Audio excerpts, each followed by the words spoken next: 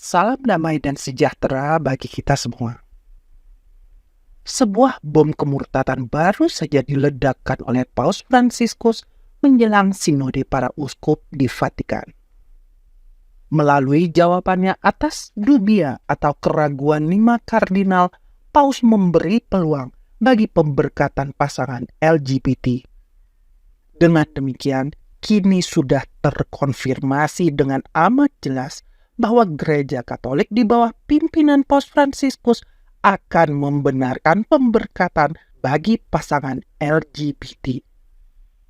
Kemungkinan besar masalah pemberkatan bagi pasangan LGBT ini akan menjadi salah satu keputusan penting dalam sinode sesar para uskup dalam rangka sinode untuk sinodalitas yang diadakan dalam bulan Oktober ini.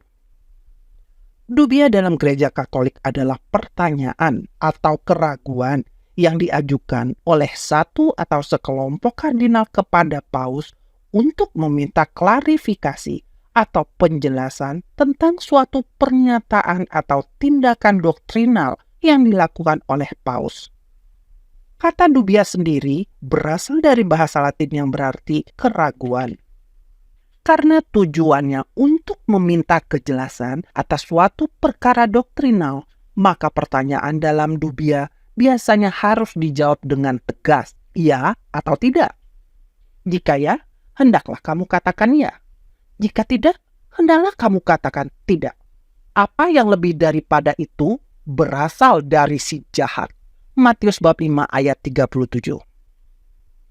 Pada tanggal 10 Juli yang lalu, 5 orang kardinal, yaitu Raymond Burke dari Amerika Serikat, Walter Braunmüller dari Jerman, Robert Sarah dari Guinea, Joseph Zen dari Hong Kong, dan Juan Sandoval Iniguez dari Meksiko mengajukan dubia kepada Paus sehubungan dengan beberapa persoalan penting menjelang sinode para uskup di Vatikan.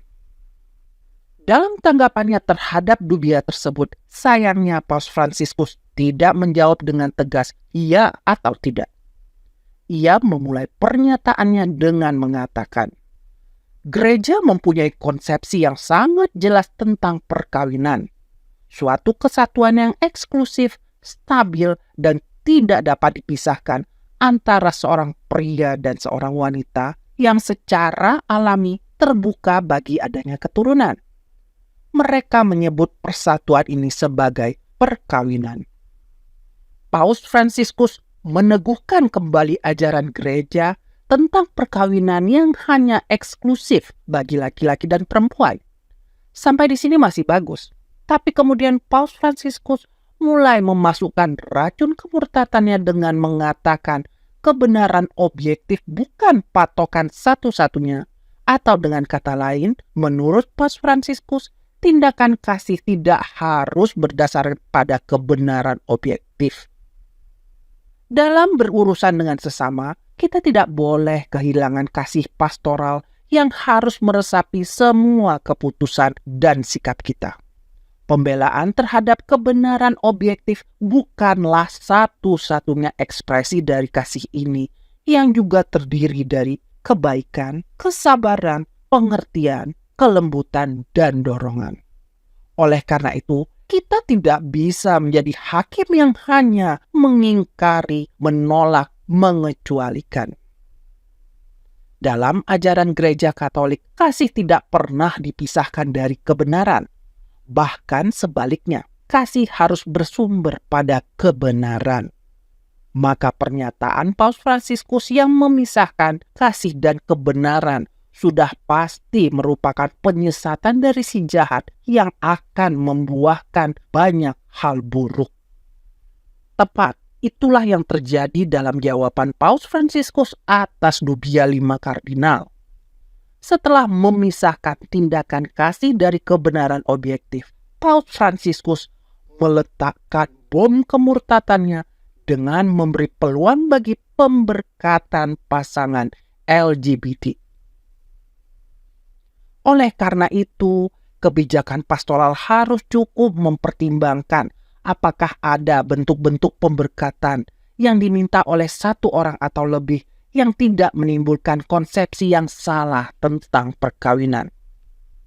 Jadi, sekarang pasangan LGBT dapat meminta pemberkatan dari imam atau uskup gereja Katolik bagi kehidupan homoseksual mereka yang berdosa, asalkan tidak menyebut status kehidupan pasangan sejenis itu sebagai perkawinan. Misalnya, nanti pemberkatan pasangan LGBT akan diberikan oleh imam atau uskup dengan menyebutnya sebagai pemberkatan ikatan persahabatan dua insan yang saling mencintai atau yang semacamnya. Ini mengingatkan kita pada skandal imam yang memberkati perkawinan anjing beberapa waktu lalu. Pada saat itu imam tersebut berusaha mencari pembenaran dengan mengatakan ia tidak memberkati perkawinan anjing, tapi sekedar melakukan pemberkatan hewan yang dibenarkan dalam ajaran gereja. Logika pembenaran yang sama sekarang digunakan Paus Fransiskus untuk membenarkan pemberkatan pasangan LGBT, yaitu gereja tidak memberikan pemberkatan bagi perkawinan sejenis, melainkan sekedar pemberkatan bagi pasangan dua manusia yang saling mencintai.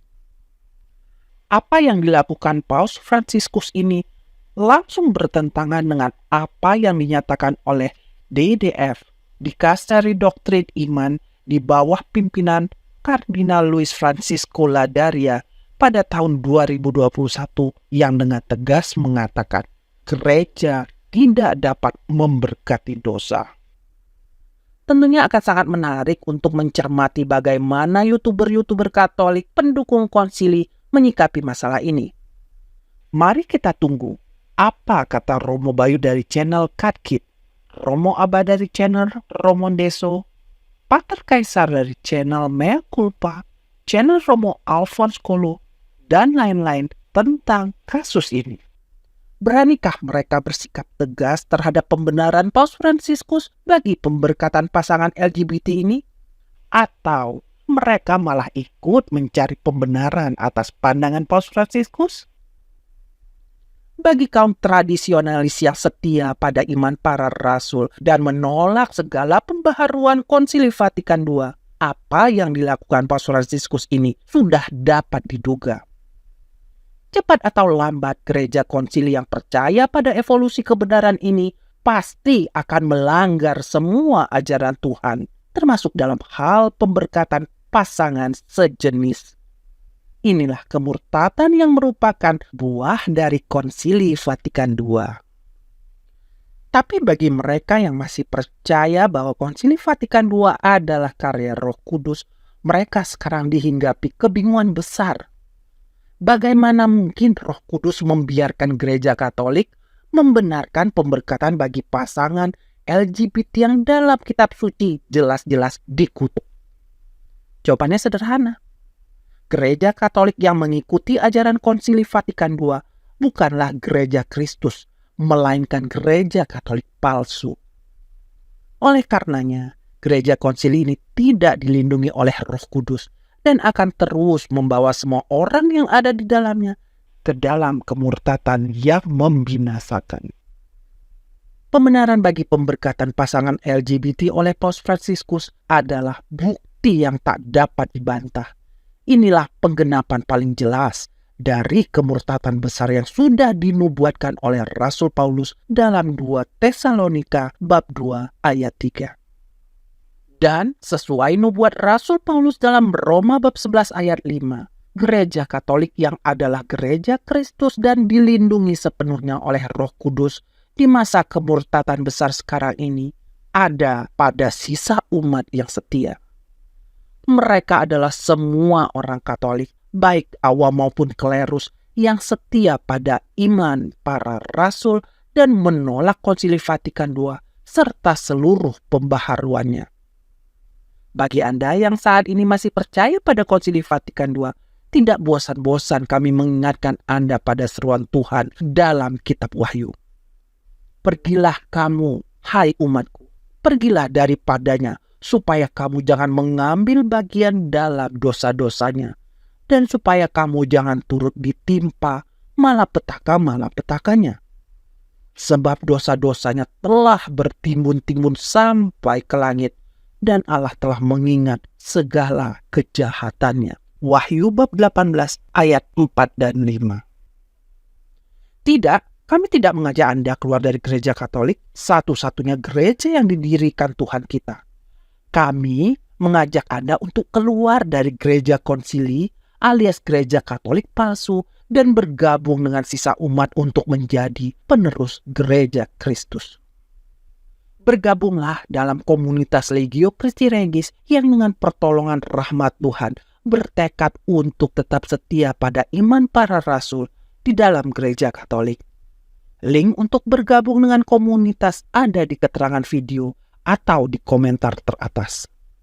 Terima kasih atas perhatian Anda. Viva Cristo Rey.